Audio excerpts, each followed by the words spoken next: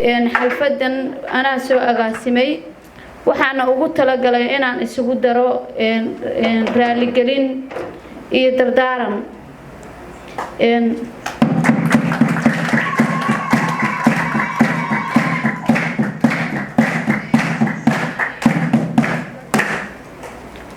waxaan ugu horeyn kun jeer aan leeyahay ka raali ahaada intaasoo haween ah oo magaalada Qardhood ku nool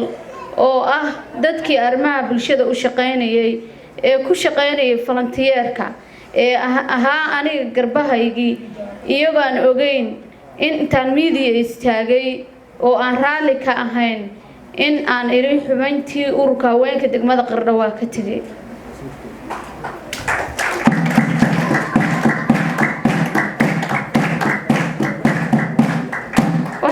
taa marka hore inaan idinka raali geliyo waxyaalihii kalifina duruuf bay ahaayeen maamooyin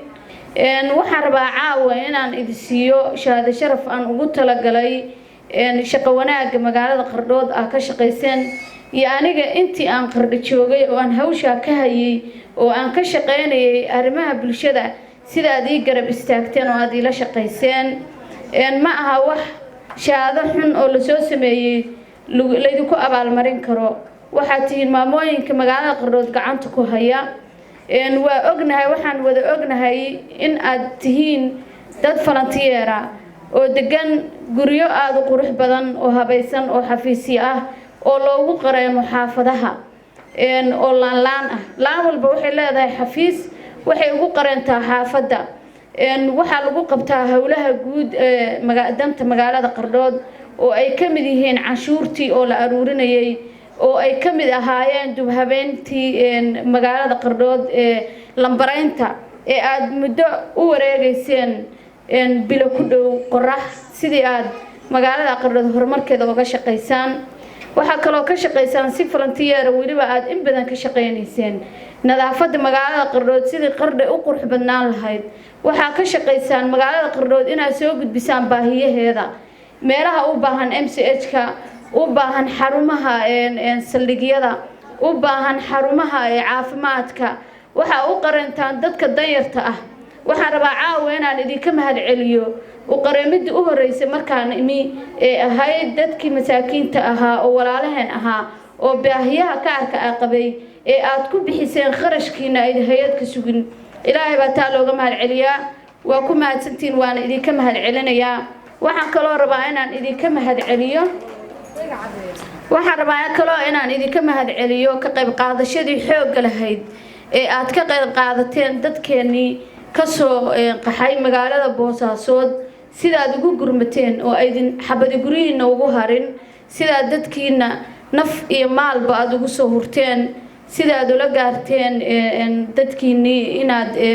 ku caawisaan wax walba markii dambana aad ka qayb qaadateen sidii dadka loo celin lahaa oo loogu celin lahaa deegaanadoodii waxaan maanta soo koobi kara ma aha magaalada Qardhood waxa u haysaan kun iyo kowr jeer waxa idin leeyahay waa mahadsantiin waxaana idin leeyahay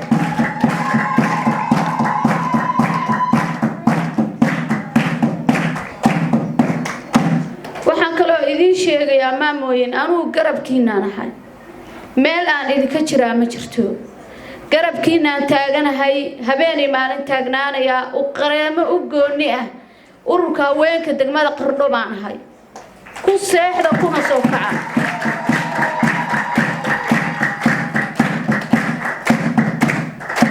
waxa kaloo farxad ah inay idin soo bixeen xilbaano golo deegaana oo maanta waxay u taagan yihiin dhamaantiin inay u qareemaan dhamaantood inay u qareemaan magaalada Qardhood oo ay garab kalaan idinkana waxa la idinka baahan yahay xilbaanada golaha deegaanka ee magaalada Qardhood ka soo baxay sidii aad u gacan qaban lahaydeen sidii aad wax walba oo shaqo u la qaban lahaydeen sida ugu dhagan uglaan lahaydeen idinka la idinka rabaa taas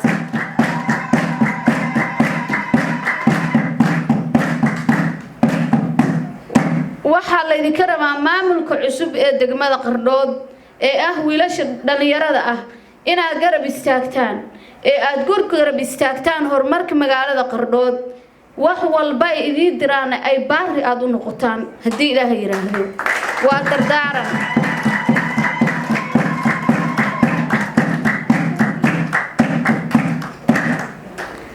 anigu idinkama tagin hamoodinina inaan idinka tagay qalbiga iga jeceshiin dad badan baa habeen waxay u soo jeedeen oo ka fikirayeen Faa'iise xagee bay aadameen idinkamaan aadin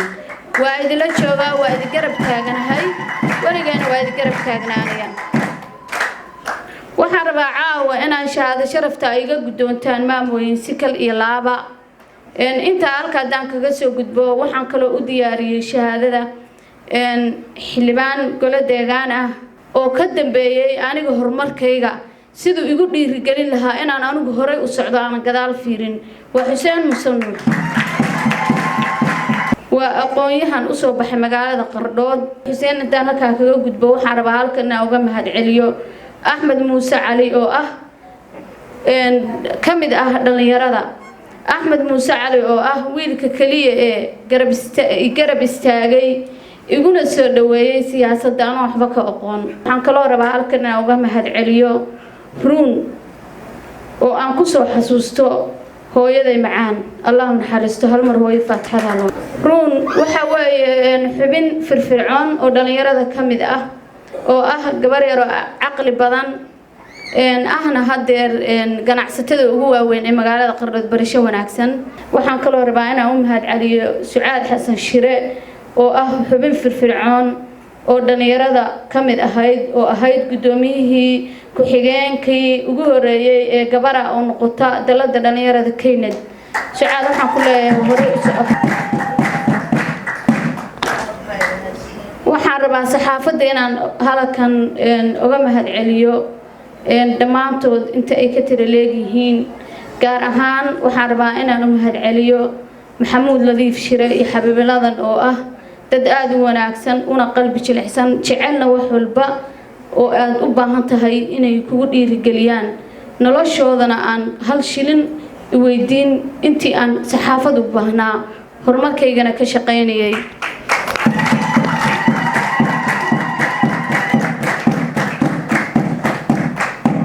waxaan rabaa inaan si gaar ah ugu mahadceliyo shakhsi igu qaaliya oo aniga heerka aan maanta joogo iyo in aniga la ibarto ka dambeeyay ee ku hayay page-kayga gacanta Cabdicasiis Hayba Ibraahim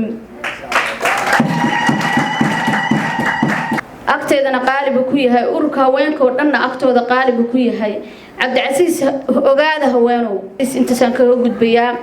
waxaan idin leeyahay ururka haweenka degmada Qardhood waxaan idin kula dardaarmayaa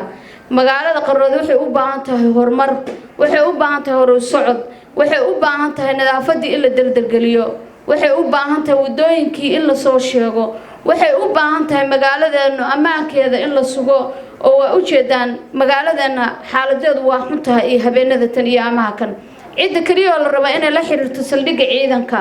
la xiriirto maamulka degmada iyo gobolkaba waa idinka waxaan idinka rajaynayaa inaad ka shaqeysaan horumarka iyo ammaanka magaalada Qardhood dhamaantiin waxa idin leeyahay kun jeer iyo kow jeer waa mahadsantihiin